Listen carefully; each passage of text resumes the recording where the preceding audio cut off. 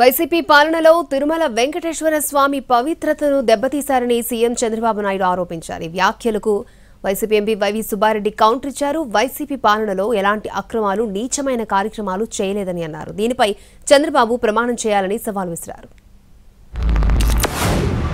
తిరుమల లడ్డు కూడా నాసి రకం వెంకటేశ్వర స్వామి పవిత్రతను దెబ్బతీశారు. దేవుని దగ్గర పెట్టే ప్రసాదం అపవిత్రం చేసే విధంగా నాసి రకమైన ఇంగ్రీడియంట్సే కాకుండా ఎనిమల్ ఫ్యాట్ కూడా వాడారని, ఏది గీకు బదులు. నేను వెంకటేశ్వర స్వామిని నమ్ముతున్నాను, మీరు కూడా వెంకటేశ్వర స్వామి భక్తుడని చెప్తారు కాబట్టి వెంకటేశ్వర స్వామి పాదాల చెంత ప్రమాణం చేస్తాను. నేను నా కుటుంబంతో సహా వచ్చేస్తాను. మా పాలనలో ఎటువంటి చంద్రబాబు నాయుడు గారు ఆరోపణ చేసినట్టు ఎటువంటి అక్రమాలు, నీచమైన కార్యక్రమాలు జరగలేదు.